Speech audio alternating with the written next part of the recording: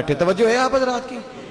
امام اعظم تابعی ہیں, 80 صحابہ کے شاگرد ہیں, اور امام اعظم تمام ائمہ سے بڑے ہیں, اس لیے انہیں اپنے دور کا سب سے بڑا امام کہا جاتا ہے, اور مالدار بڑے تھے, بہت بڑے تاجر تھے.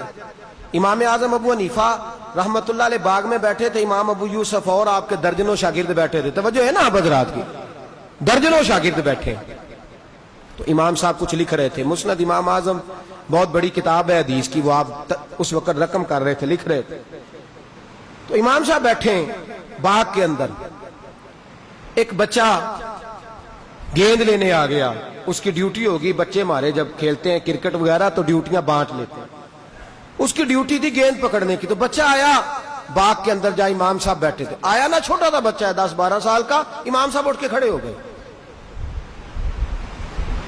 ہاتھ باندھ لیے.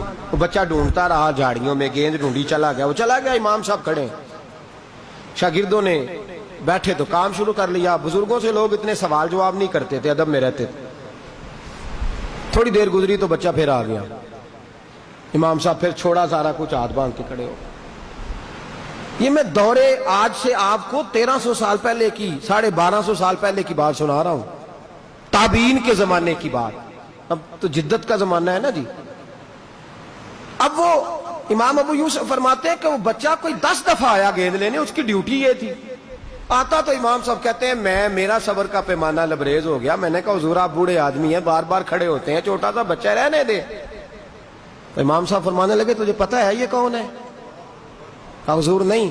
فرمانے لگے یہ میرے شیخ, میرے پیر, میرے استاد حضرت حماد کا پوتا ہے, یہ میرے شیخ کا پوتا ہے.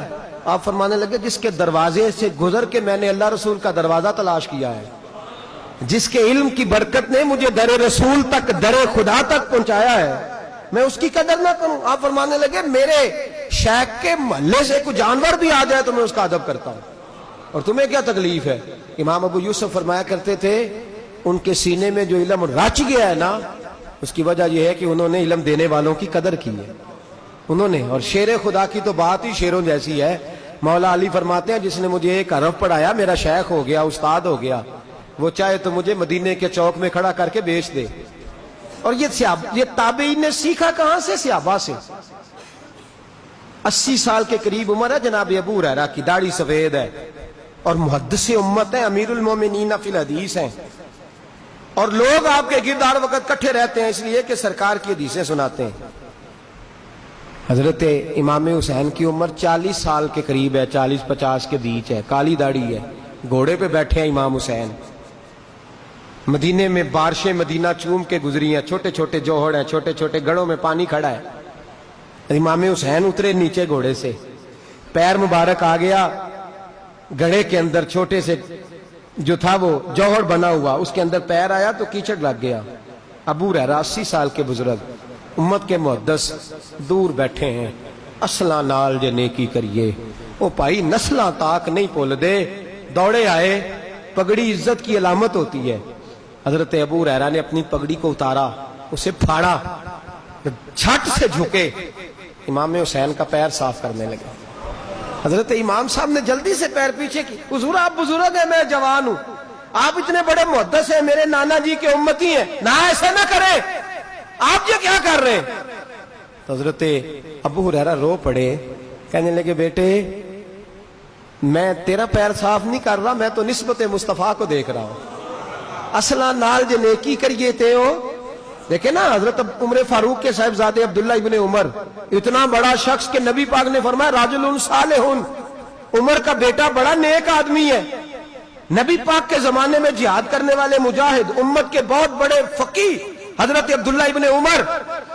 جناب عمر فاروق, جب حضرت عبداللہ ابن عمر سرکار نے مثال ظاہری فرمایا تو عبداللہ ابن عمر کے 3-4 بچے تھے, اور امام حسن کی عمر 7-8 سال کے بیچ تھی دونوں بھائیوں کی. یہ چھوٹے تھے, وہ اس وقت بھی صاحب اولاد تھے.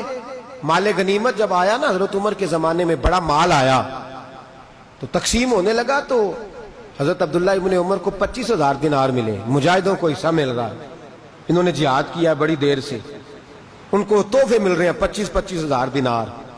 امام حسن اور حسین کی باری آئی تو حضرت عمر فاروق نے 50,000 دینار دیے. 50 ہزار. عبداللہ ابن عمر گھر گئے تو اماں سے کہنے لگے سمجھ نہیں آئی, ابا جی میرے ہیں, دھیان دوسروں کا زیادہ رکھتے ہیں. کیا ہوا؟ کہنے لگے دیکھیں نا حسن حسین تو بچے تھے سرکار کے زمانے, میں اس وقت بھی مجاہد تھا, میری خدمات زیادہ ہیں, لیکن وہ دینے پہ آیا تو انہیں ڈبل مجھے سنگل. زوجہ کہتی ہے موڈ ٹھیک ہوا تیرے باپ کی تو بات کروں گی, ویسے جلالی بڑا ہے. ذرا طبیعت دیکھی نا اچھی ہے حضرت عمر کی, تو قریب گئی, کہنے لگی اگر آپ اجازت دیں تو ایک بات کرنی تھی. کر لو. کہنے لگی بچہ آپ کا شکایت کر رہا تھا کہ ان کو 50 اور مجھے 25, فرمایا بلا بیٹے کو. عبداللہ ابن عمر آ کے کھڑے ہوئے تو جناب عمر غصے سے لال سرخ, آنکھیں جلال برسا رہی ہیں. فرمایا عبداللہ تو نے حسن حسین سے مقابلہ کرنے کا سوچا کیسے؟ تو نے اپنے آپ کو اس جگہ کھڑا کیسے کیا؟ کہا ابا جی وہ میری خدمات کے طور پر آپ دے رہے تھے اور خدمتیں گنوا بھی رہے تھے کہ یہ مجاہد ہے یہ مجاہد ہے, تو حضور آپ بیان کر رہے تھے تو میں نے استدلال کر کے ایک بات کہہ دی. میں چپ کر, تیری ماں کا نام کوئی فاطمہ ہے؟ تیرے باپ کا نام کوئی علی ہے؟ مجھے بتا کیا تیری نانی کا نام بھی خدیجہ الکبریٰ ہے؟ اور پوچھ اپنی ماں سے کیا تیرے نانے کا نام بھی محمد مصطفیٰ ہے؟ اصلا نال جے نیکی کریے وہ نسلاں تاک